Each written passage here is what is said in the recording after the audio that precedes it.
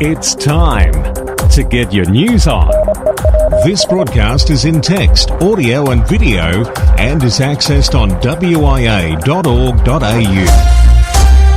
Trays in the upright position. It's time for the national news from the WIA for week commencing April 6, 2025. And this week, WIA Editor-in-Chief of Amateur Radio Magazine, Roger Harrison, VK2ZRH. WIA Director, Peter Klee, VK8ZZ. But wait, there's much more in this edition of news from your Wireless Institute of Australia. I'm Editor Graham, VK4BB. Who listens to radio? I'm Alec, VK2MV in Sydney. I'm Kieran, VK3BTV. I'm Peter, VK3BFG. Bernie, VK4KX. This is Ben, VK4YT from Tablelands Radio and Electronics Club. It's Catherine, VK7GH.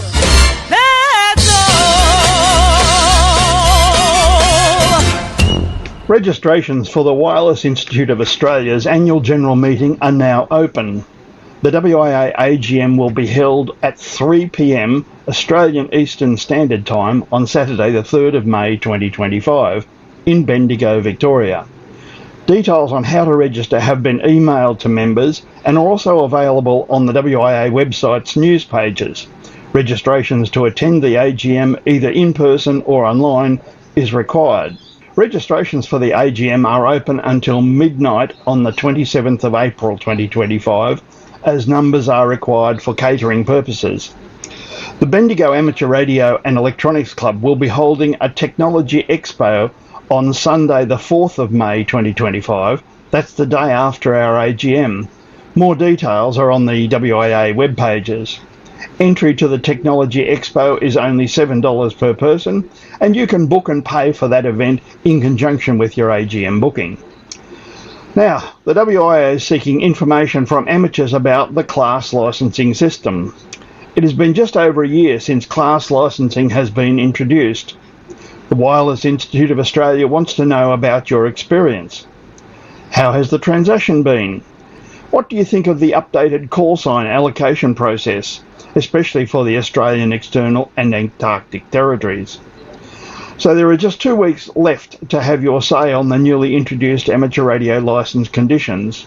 We already have nearly 1,000 completed surveys, which is outstanding, and we thank all those amateurs who have taken the time to complete the survey. Your responses are completely confidential, and we encourage all Australian amateur radio operators to take part. If you have not yet been part of the survey, get in quick. The survey closes at midnight on April 13, 2025.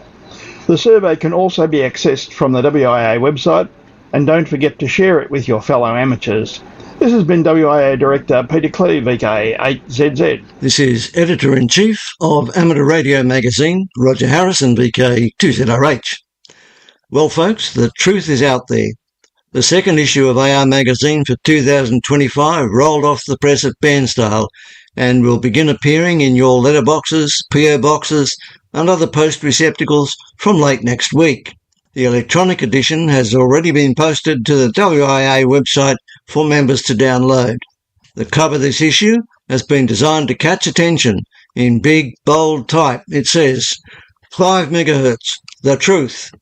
An article under the banner of Your WIA Working for You tackles the issue of the 60-metre band not being allocated for Australian amateurs when many countries around the world have done so. Inaccurate assertions about WIA actions concerning this matter are being circulated, and our article tackles them head-on, no holds barred. Aside from that, there is, as usual, plenty of other meat in this edition. Our advertised feature about DX Then and Now illustrates what amateurs of 1925 did chasing DX, compared and contrasted with the current era. Charging up from the metre bands to the centimetre bands, we have a product review of a new transverter for the 5.7 GHz band that will be of interest to the VHF-UHF gang. We also have an article that spells out how to check your station for electromagnetic radiation safety compliance. A very handy flowchart to guide you is published in the centre pages of the issue so that you can lift it out and keep it handy. Yes, There's much more in this edition of Amateur Radio Magazine, issue 2 for 2025. More guts, less gab. Serving Australian amateurs since 1933. Proudly produced and printed in Australia. Also available online. I'm Roger Harrison, VK2ZRH. We are VK1WIA. Now, international news with VK2LAW Jason. Hello. Leading this week's international news, the UK is poised to have the first European telecommunication system that enables standard smartphones to send and receive signals from space. The system, known as direct-to-service technology, connects smartphones wirelessly to satellites. A similar permission was recently authorised in the US by the Federal Communications Commission. The UK regulator Ofcom is proposing to allocate radio frequencies for use in the UK, especially for rural and other currently underserved communication network areas, and is inviting comments from the public until the 20th of May.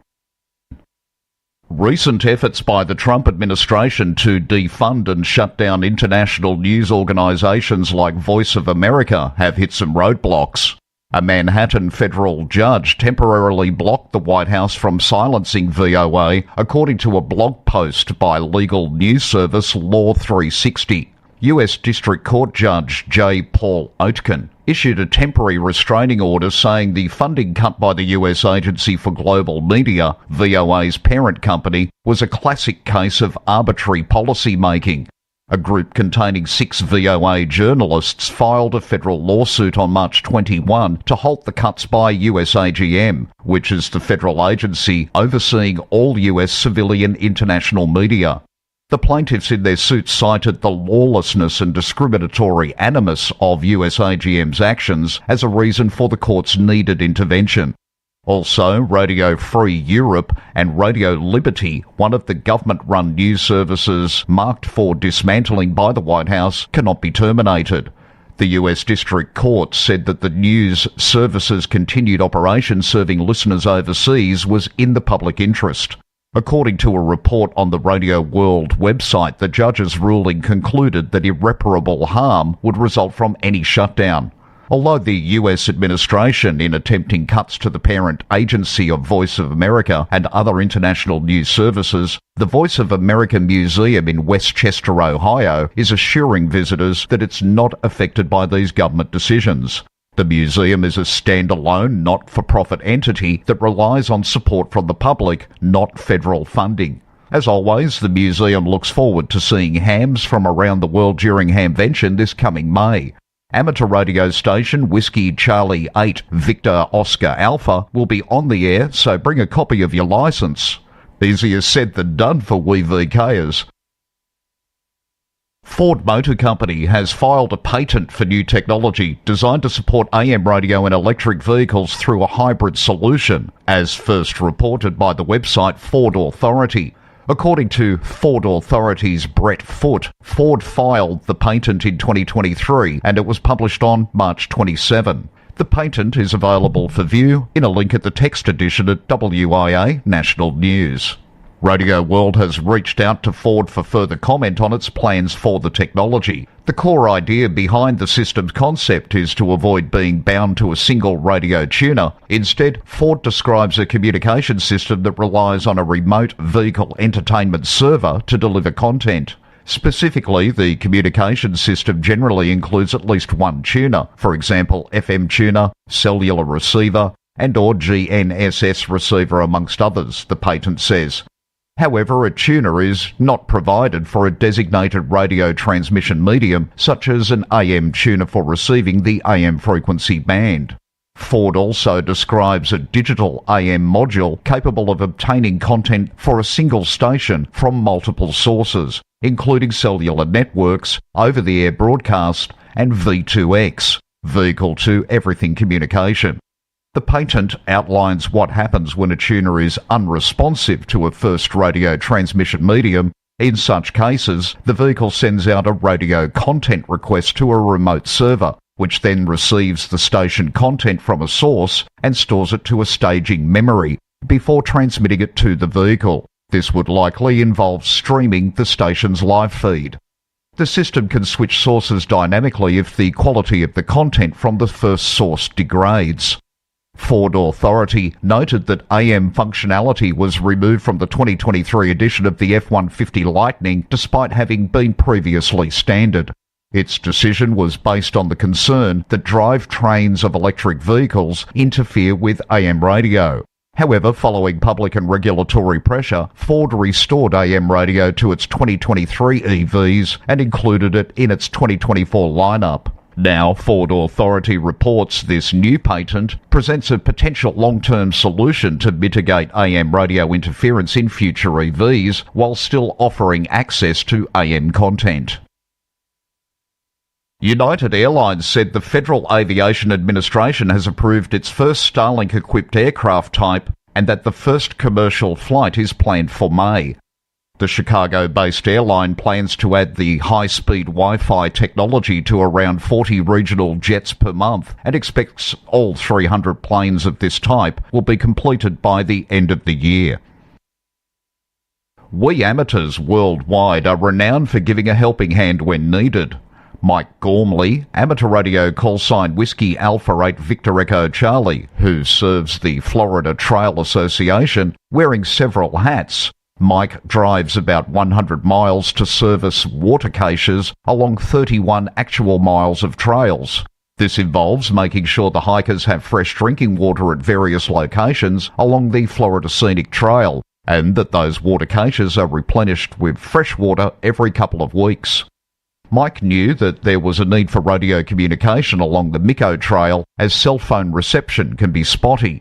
Using his knowledge of amateur radio, he approached Barbara and Rich Quinn, event coordinators, about having ham radio operators at both ends of the trail, with 3 operators at checkpoints along the trail, checking, logging and monitoring the progress of each hiker.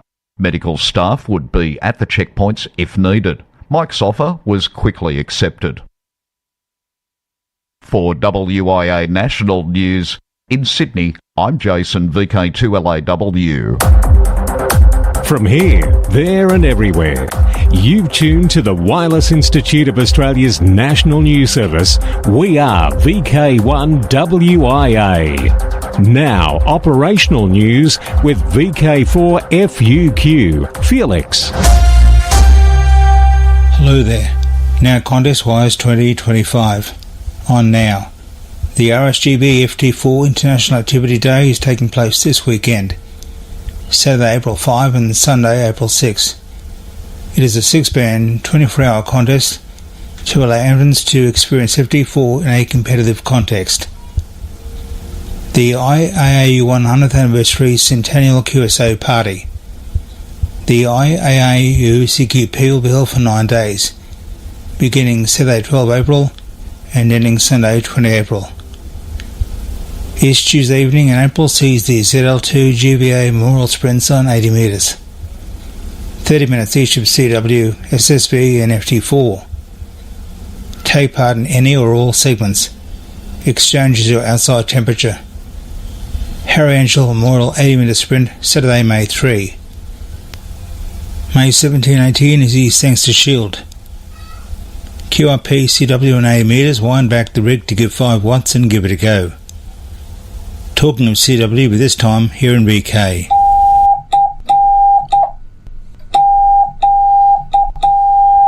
The Don Edwards Memorial Sleigh Horse Contest is on again for 2025, being held on the weekend after Mother's Day. The contest will encourage those old-time amateurs who haven't used Morse in decades and the newer amateurs who never had to learn Morse to give it a go. The rules are simple. Sent by hand, received by ear, and nothing over 10 words per minute. Saturday the 17th of May, 6pm to 9pm Eastern Australian Time on 80 metres. Then Sunday the 18th of May, 1pm to 4pm Eastern Standard Time on 40 metres. The aim of the contest is to have fun. For more information, go to the St George Amateur Radio Society's website, www.sgars.org. Again, that web address is sgars.org. VK Shires Contest 7th and 8th June. Another CW only contest, but again from ZL. NZ Straight Key Night. Next New Zealand Straight Key Night will be held Sunday 8 June from 0800 hours to 0900 hours UTC on 80 metres. IAAU HF World Championship.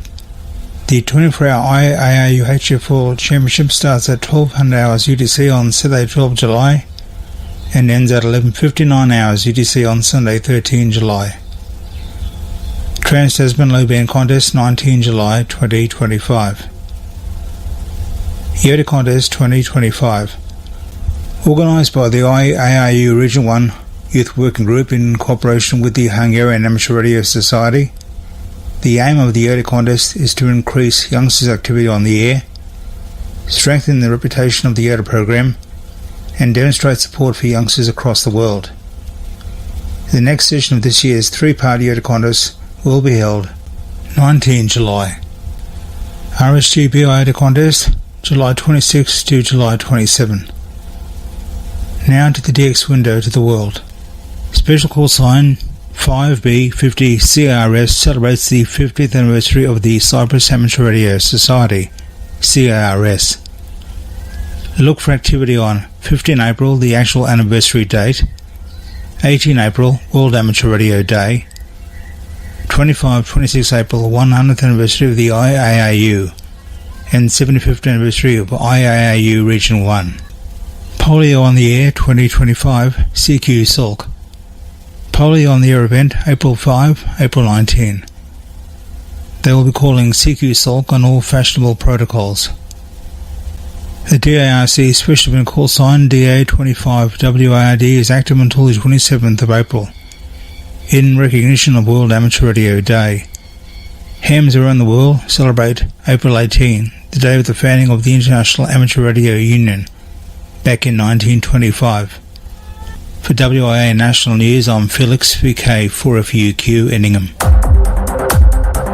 From here, there and everywhere, you've tuned to the Wireless Institute of Australia's National News Service. We are VK1WIA. Now, special interest group news with Bruce, VK3FFF. And a very good day to you.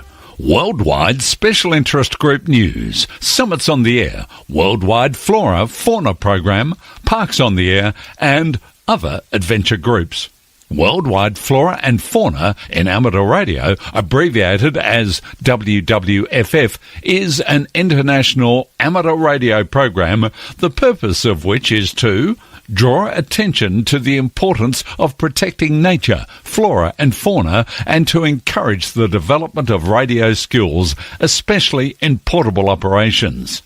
The WWFF program encourages amateur radio operators to operate portable from designated parks and or protected nature areas around the world, and in turn generate attention for these areas while providing the amateur radio community an interesting and rewarding activity.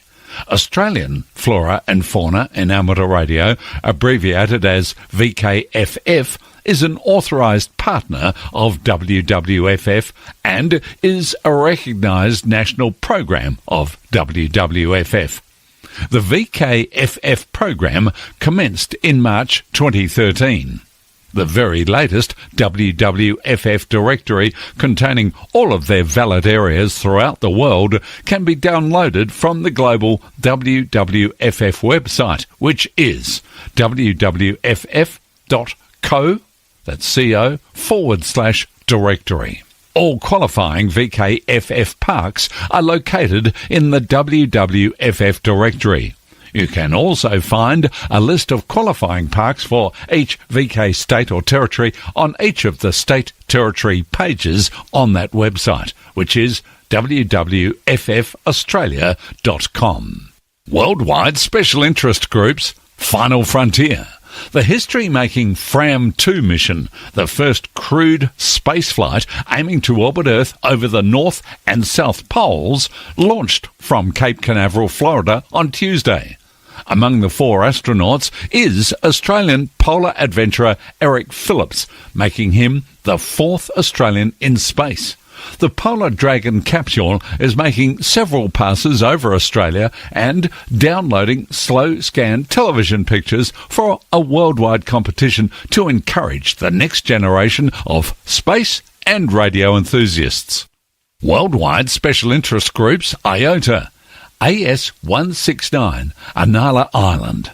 The DX India Foundation will be active as AU2M from May the 29th to June the 1st. This is a rare opportunity for IOTA enthusiasts around the world to log this highly sought-after entity, currently the most wanted IOTA in India. Situated on India's west coast, the nearest major coastal city is Mumbai. And EU012, Shetland.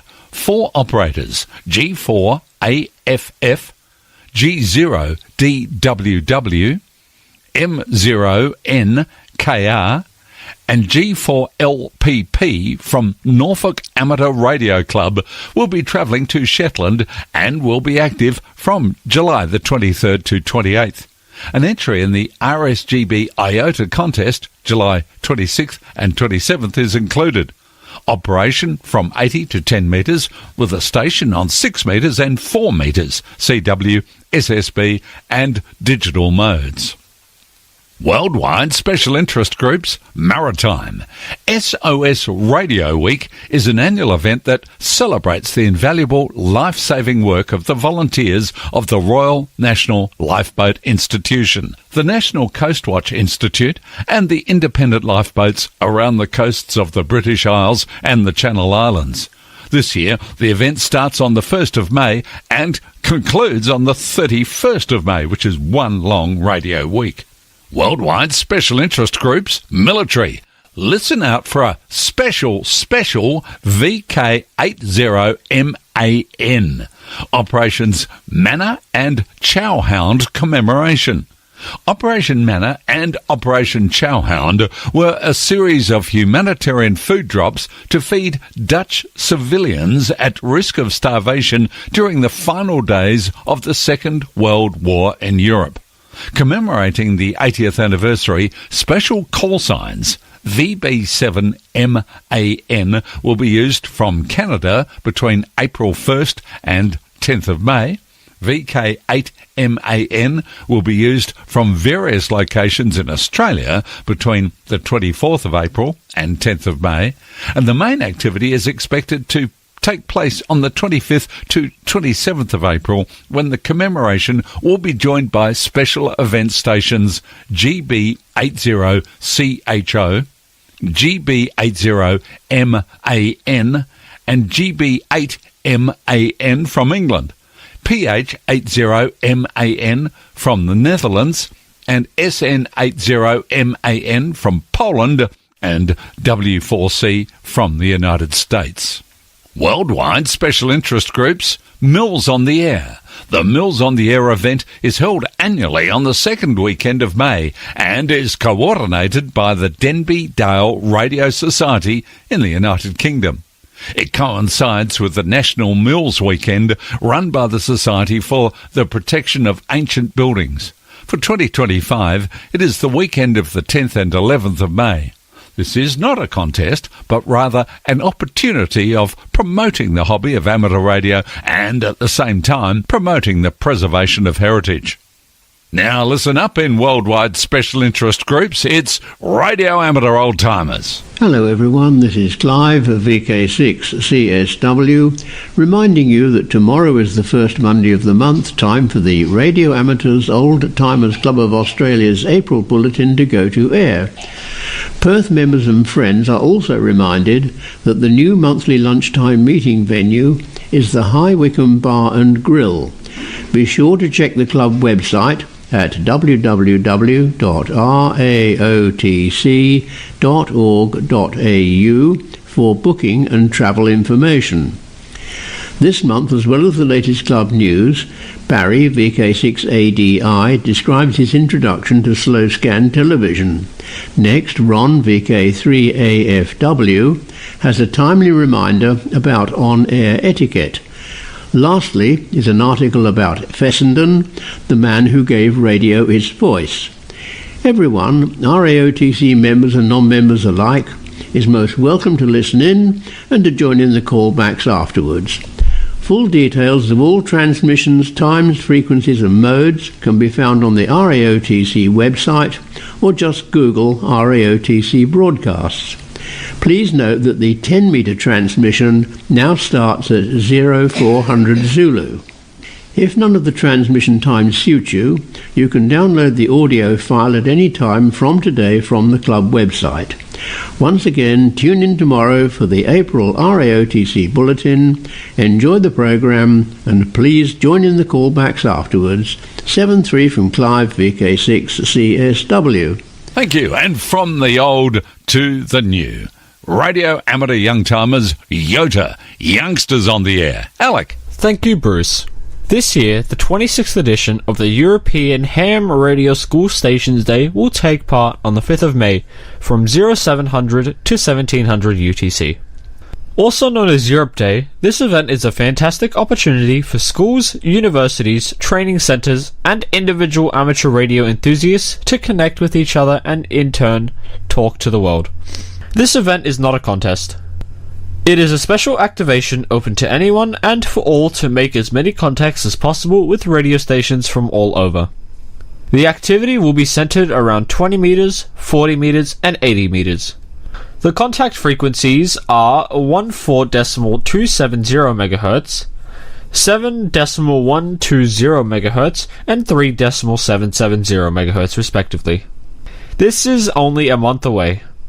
Imagine the fun and thrills we can have popping up from VK into a European classroom. Please let me know if you would make any contact in this event. I would especially like to hear from any Yodas who participate. For WIA National News, I'm Alec, VK2MV. Now back to you, Bruce. Thanks, Alec. Worldwide special interest groups Rescue Radio. Amateur radio operators in Puerto Rico participated in the Caribe Wave 2025 tsunami exercise on March the 20th. The event is an annual tsunami exercise designed to validate and advance tsunami preparedness efforts in the Caribbean and adjacent regions. The scenario chosen for Caribe Wave 2025 was a tsunami generated by a magnitude 8.5 earthquake located approximately 168 miles off the coast of Portugal, with the expected tsunami wave arriving 8 hours later. The exercise started at 11 a.m. Eastern Standard Time with an alert on radio and TV stations made by the Emergency Alert System, EAS. Some cell phone companies also sent the tsunami alert, and all systems stated very clearly that it was a test. As the Puerto Rico Seismic Network, PRSN, began to receive the tsunami alert bulletins sent through the KP4 NTS and KP4 DOG packet nodes, the information was sent to different coordinated amateur radio frequencies for emergency events on VHF 40 metres and 5403.5 megahertz island-wide. ARRL Puerto Rico Section Manager Carmen Green, KP4QVQ, followed how the bulletins were sent through various amateur radio outlets. The 2-hour exercise for the amateur radio part concluded at 1 p.m. WIA National News. I'm Bruce, VK3FFF from sunny Bendigo. Across Australia from VK1 WIA, you're tuned to the WIA National News Service. On the Sunshine Coast, it can be heard from the following locations on our linked repeater system: Mullaney 146.850, Noosa Heads 146.825, Black Mountain Karoi 146.975 and Echolink node 316084 or VK4 WIS-R from 0900 local every Sunday. I'm Gordon, VK4 VP. Wrapping it up with the social scene, and it's a date. Clubs are welcome to email text along with their audio for this section. National News at wia.org.au. Redfest, April 12 at Deception Bay North State School.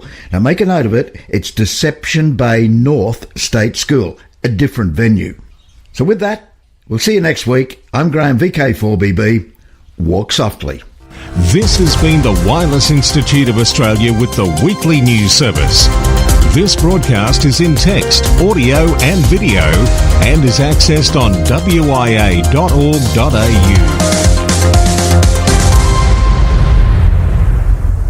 Courtesy of Bevan, VK5 BD's ATV and YouTube channel, this has been WIA National News. We're back now, live and local, and your voice, your callbacks. And don't forget, tick like.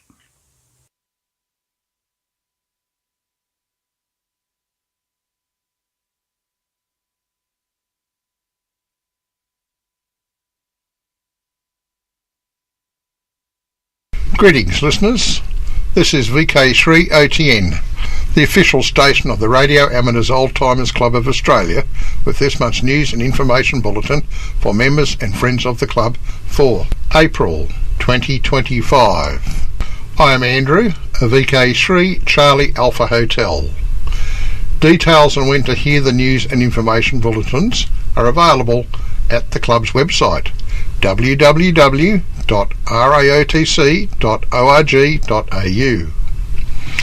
VK3OTN is available on a wide range of radio platforms, HF, VHF and UHF, along with 2 metre repeaters, amateur television, DMR, that is digital mobile radio, and D-Star. These news broadcasts are available for download for up to 6 months, just in case you missed the original news broadcast from the RAOTC website. Just put RAOTC into your favourite search engine. If you'd like to contact the club, then why not send us an email? Our address is raotc@raotc.org.au. I hope you enjoyed this month's news broadcast. Welcome to the RAOTC edition of Club News for April 2025. There's a fair bit to get through this month, so please bear with me. By now, everyone should have received their latest copy of OTN, which is a total of 56 pages full of interesting articles. On the address sheet, along with the name and address, is your member number, and just to the right of it is your access code to enable you to download the latest edition and the past 3 in full living colours of OTN from the club's website. The committee has received some very positive feedback about this service. There's no plans to produce a printed version in colour, as it would be a very expensive exercise. Many commercial publications are subsidised by carrying advertising. So far, OTN has avoided using advertising. There's a couple of our long-serving senior members who have indicated they wish to step down from helping out, and it's not because they don't want to, it's because it's simply physically too demanding for them. So we have a couple of job vacancies available. Ian, a VK3JS, has worked tirelessly over the years and was secretary when I joined the club, and also served many other roles, which I'm not going to go into here. In recent times, he's produced a version of OTN that is like a talking book for our visually impaired members. This often is referred to as the audio version of OTN. It usually takes around 4 days to do this, and Ian has really gained a lot of satisfaction doing this over the years. However, the September edition last year was the last one recorded, and we're looking for 1 or more persons to take over this role. If no one steps forward, then there'll be no more audio OTNs. Another task Ian has taken on in recent times is to relay the monthly news broadcast on a local Melbourne 2 metre repeater, VK3 REC. Prior to the latest repeater, the system was fully automated, with the repeater downloading the file off the website and playing it at the appointed time. With the new repeater, we need to go back to the hydraulic method of doing things, and this also includes giving you a break every 2 to 3 minutes in order to reset the repeater timeout timer. Ian will be doing this last time in May. So, as is with the audio OTN, if no one steps forward to help out, it will simply cease. There's no real reason that it has to be on VK3 REC, as Melbourne is served by several excellent 2 metre repeaters, so it could be any one of them. This offer is also extended to any other areas that don't currently broadcast the monthly news broadcast on their local 2 metre repeater. Another permission available is the recording of the promos for the weekly WIA national news broadcast once a month. Clive, VK6CSW, has helped out RATC in many ways over the years, recording technical articles, producing the promos, and countless other articles he's written for OTN. However, like Ian, it's getting beyond him. You'll continue to hear Clive's technical articles, as I have an extensive library of older broadcasts to draw upon, and you can read the articles Clive has written over the years when you buy the OTN on disc for $25, details of which are at the bottom of page 2 on the latest edition of OTN. I'll supply you a suggested prices, which are free to alter as required, and you don't need anything more complicated than a smartphone and the voice recorder app that came with it. There's quite a few recordings you've heard in recent times on both this broadcast and the VK1 WIA broadcast where the article has been recorded on a smartphone. iPhone or Android, we're not fussy. They both work great and all you need is a quiet room. If you're able to help out, why not send an email to raotc@raotc.org.au. Perth Luncheons. The popular and well-attended monthly luncheon for RAOTC members and friends in and around Perth are held on the second Tuesday of each month. Following on from previous discussions, a number of members attended the RAOTC luncheon at the High Wycombe Bar and Grill on Tuesday, the 11th of March. At the conclusion of the lunch, a unanimous decision was made to attend the High Wycombe Bar and Grill for Tuesday, the 8th of April, starting at the usual time of 11:30 West Australian Standard Time, and this was duly booked by Alistair, VK6ATX. Phil, VK6ZKO, will not be able to attend either the 8th of April or the 13th of May luncheon due to other commitments. There is ample car parking available in the adjacent car park, and the venue is accessible by public transport via the train to High Wycombe Station. It would be appreciated if Alistair could be notified of those planning to attend to ensure that adequate seating is provided. We look forward to seeing many of you at the April RATC Perth Luncheon. Alistair's email address is vk6kif@bigpond.com. The Bendigo Amateur Radio and Electronics Club are excited to advise that they'll be holding a technology festival in conjunction with the WIA annual general meeting in May. RAOTC members are invited to come to Bendigo on the 3rd and the 4th of May 2025 to catch up with amateurs and the networking possibilities at the Expo. The Bendigo Technology Festival, hosted by the Bendigo Amateur Radio and Electronics Club, will bring together enthusiasts, experts, commercial operators and hobbyists from all over to celebrate and explore the world of amateur radio, electronics and technology of all types. There will also be a dinner on Saturday evening in the Federation Room of the Hotel Shamrock. For details, see the BAREC website www.barec.net.au. Melbourne March Luncheon. The latest Melbourne March 2025 luncheon was held at the Caulfield RSL on Thursday, the 27th of March. The guest speaker was Nigel Holmes, the VK3DZ. His presentation was titled Radio Australia, CSIR and the Ionosphere. This covered the role of the Shepparton International High Frequency Transmitting Station in carrying Radio Australia for 74 years. Less well known is the role in research of the ionosphere and reflecting the HF transmissions from the Moon's surface. New website. Over the last few months, a team has been working on producing a new look and feel to the RATC website. The team consists of Peter Klee, VK8ZZ, myself, Andrew, VK3 Charlie Alpha Hotel, Peter Marks, VK3 TPM, and Tim Robinson, VK3 YBP. The new RATC website was launched at the Melbourne RATC Luncheon on the 27th of March. There are a number of new features, and over the coming months these will be implemented. These will be listed on the new website page on the About menu as they are introduced. Here is a summary of what to expect. The linking of pages has changed in some situations. All menus from the previous website have been moved to the new website. You can use the search facility to find a page using keywords. Posts regarding news and updated information. There are now short news items being published on the home page. There will be listings of current events and other things that may be of interest to members. These will include links to relevant pages or other websites. Members are encouraged to use this facility to advertise local events and information relevant to ROTC members. This facility has been introduced to fill the gap in information between editions of OTN.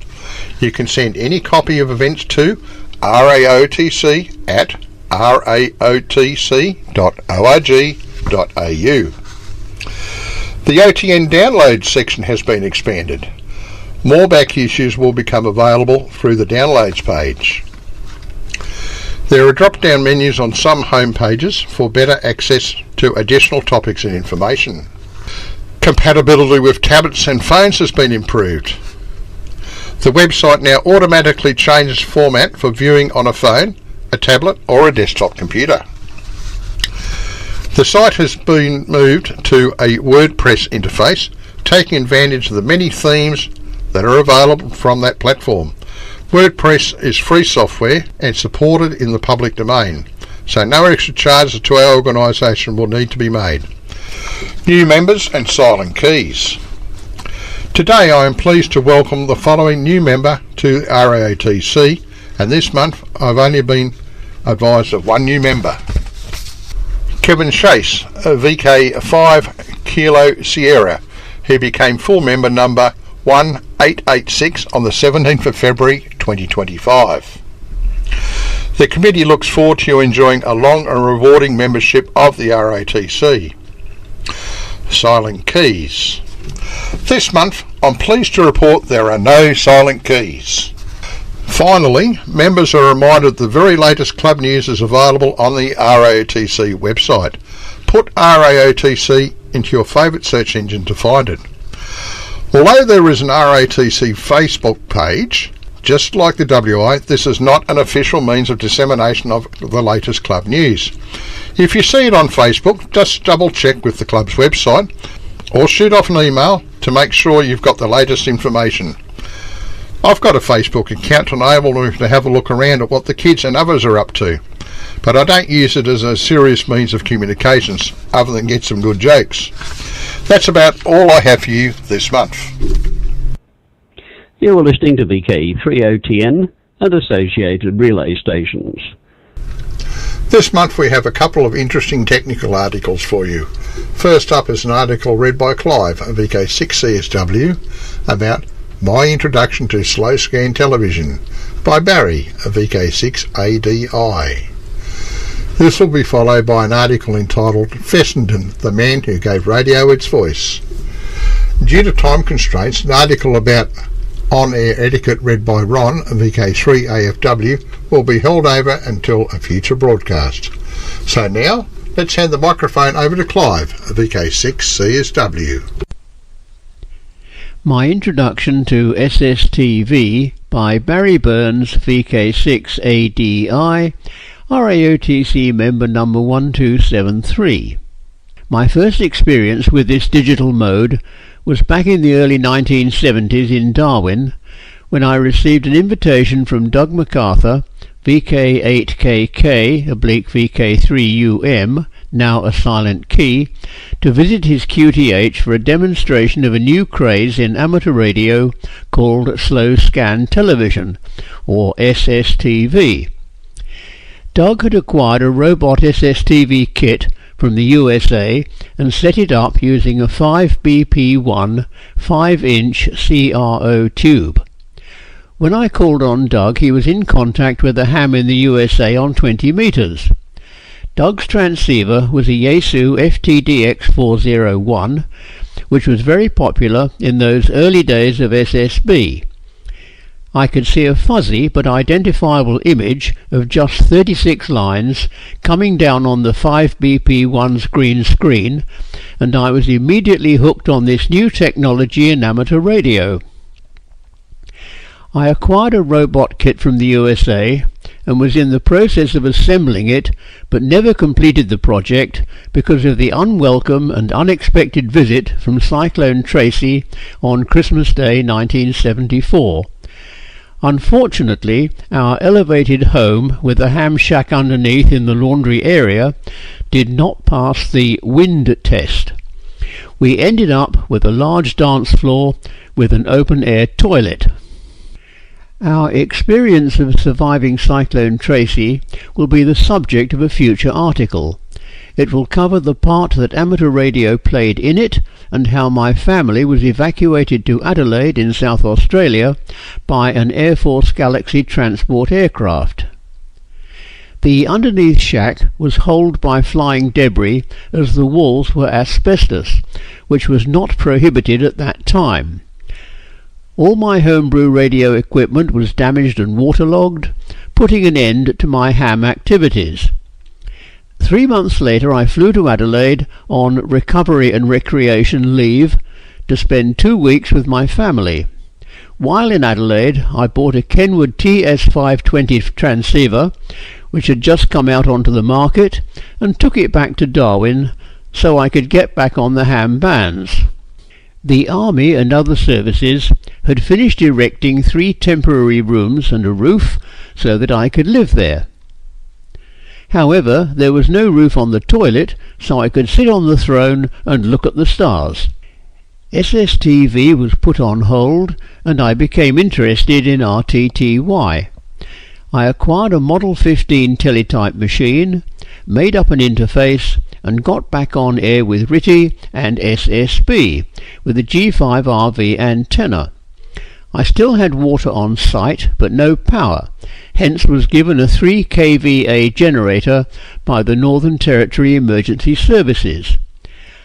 Unfortunately, I never went back to SSTV until I left Darwin in 1997 and bought a 100-acre property in Beverley, Western Australia. It was in 1998, after I'd established a ham station at Beverley, that I contacted Tony VK6 Alpha Tango India and Ray VK6 Echo Tango, who were experimenting with analog MMSSTV. MMSSTV stands for Makoto Mori, J3HHT, the creator of Slow Scan TV. This exposure reunited me with SSTV, and I downloaded the software to join them on regular skeds in the HF band. Ray had set up a repeater on SSTV in Clackline near Northam, Western Australia, where we could test our transmitted images and also check for propagation conditions. Over the years we experimented and used various forms of software, including Digitrix and HamPal. We finally settled on EasyPal. For the past 2 decades, WASSTV Group have kept regular skeds on various modes.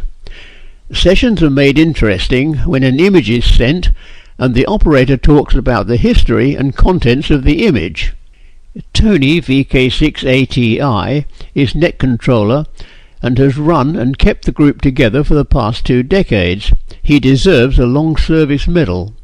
As Tony mentioned, information can be obtained on our webpage wasstv.net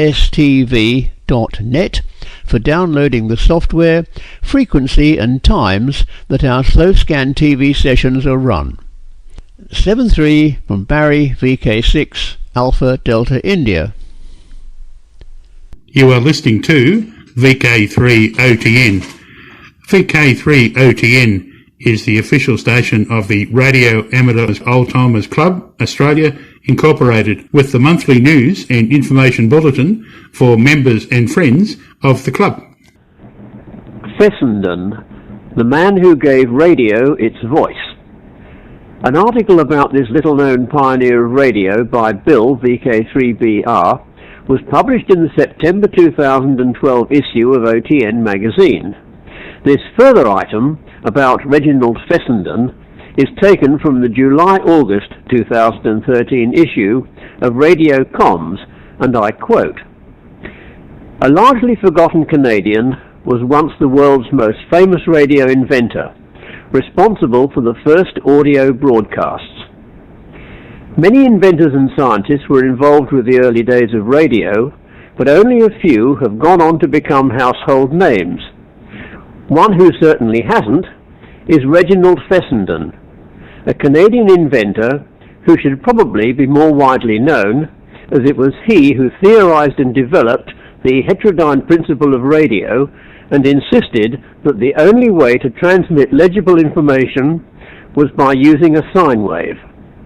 Born in Quebec in 1866, Fessenden was a student with exceptional abilities, and by the age of 14 held a mastership in mathematics from a school in Quebec.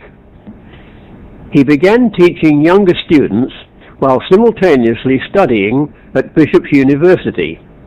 Wanting to improve his knowledge of electricity, he moved to New York, hoping to be employed by Thomas Edison.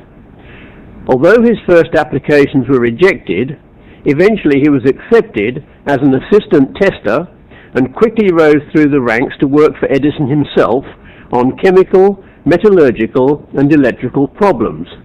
But in 1890, with Edison's business facing financial difficulties, Fessenden and many others were laid off.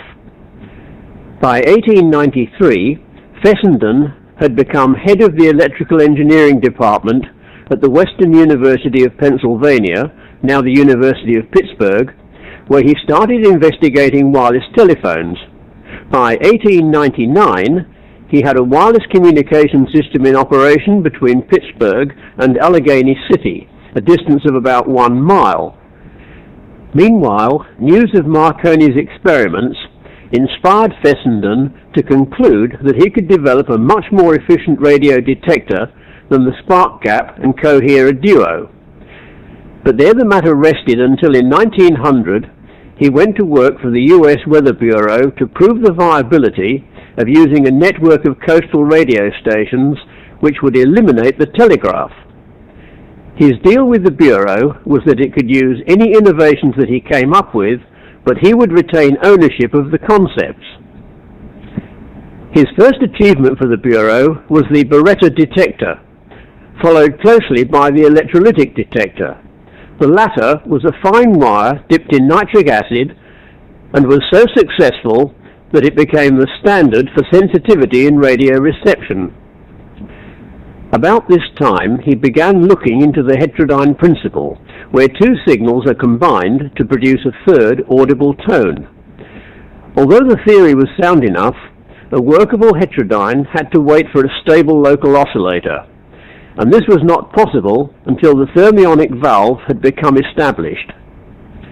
At Rock Point, Maryland, in 1900, Fessenden, using an HF spark transmitter, sent distorted speech signals over 1.6 kilometers. This is believed to have been the first audio radio transmission. Following this success, more stations were built along the Atlantic coast, but the venture became marred by a dispute with the Weather Bureau.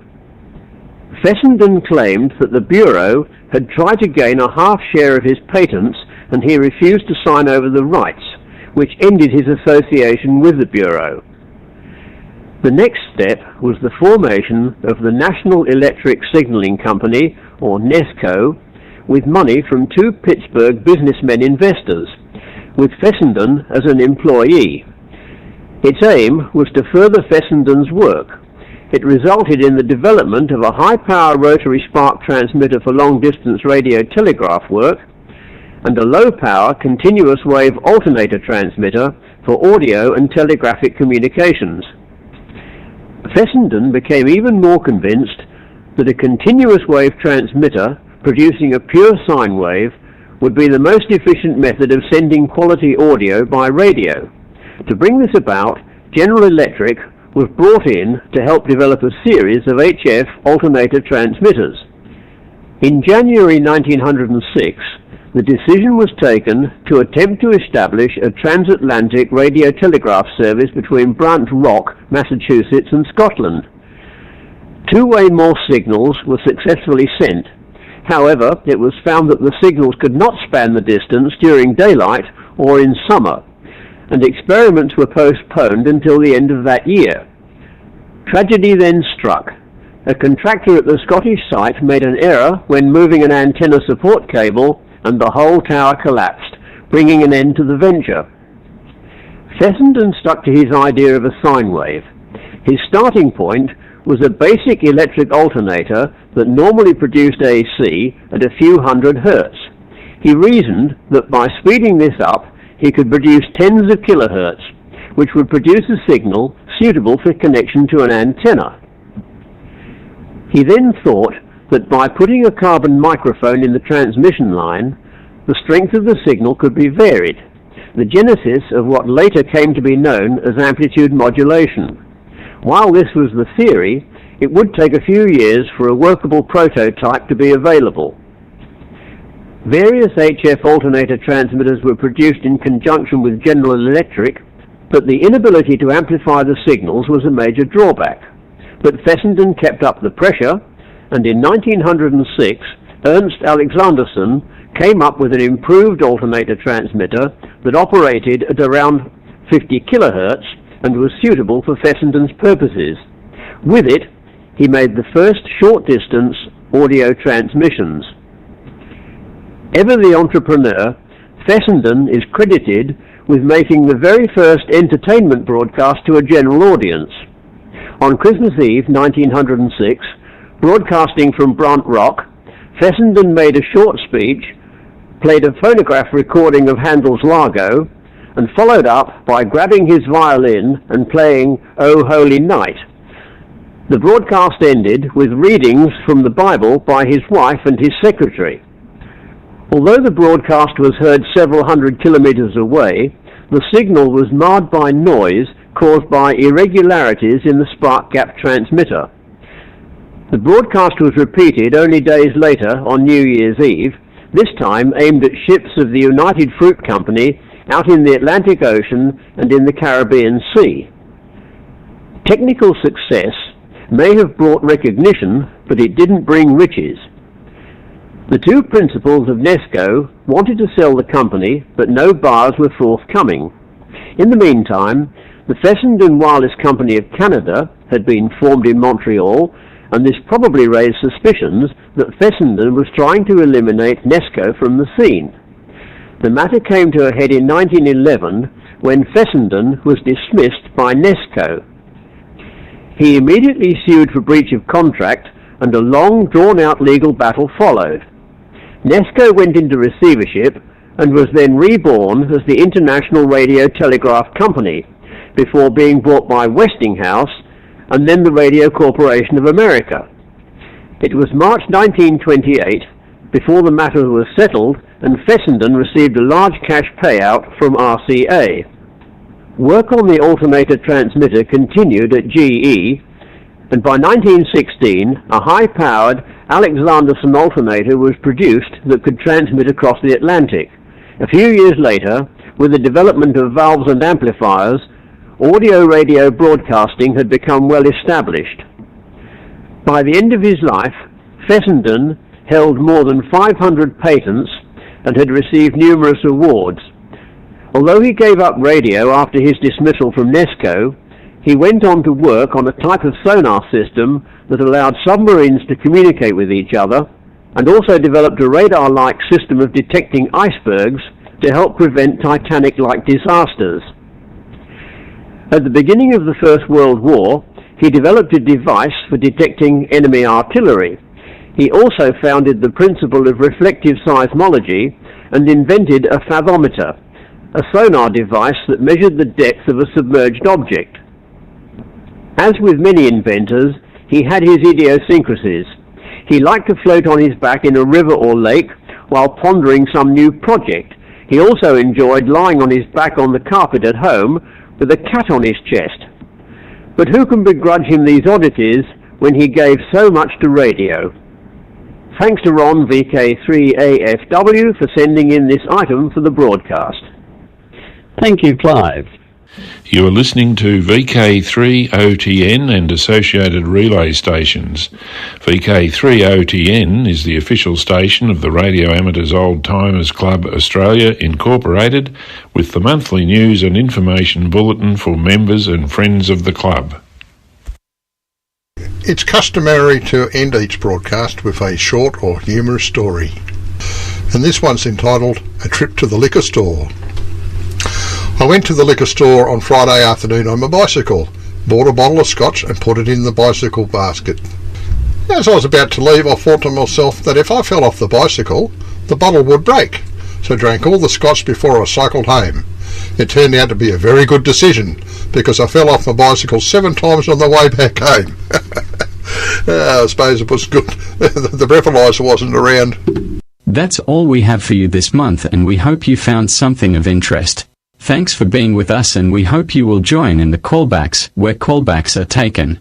The next IOTC news and information broadcast will take place on the first Monday of next month, on the same frequencies and at the same times as today, with the exception of January. If you have missed all or part of this broadcast, or you just want to listen to it again, it is available for download from the IOTC website. Simply go to www.raotc.org.au. Again, the website URL is www.raotc.org.au. Sometimes the relay station is an automated broadcast, for example, a repeater, where no operator is available to take callbacks. Other times the volunteer operator suffers from very heavy local queue iron, and callbacks are not always possible. Many operators need a small amount of time to switch from playing a recorded file to using a microphone. Please be mindful of this. This is VK3OTN signing clear from today's news and information session. 73 from the IOTC broadcast team.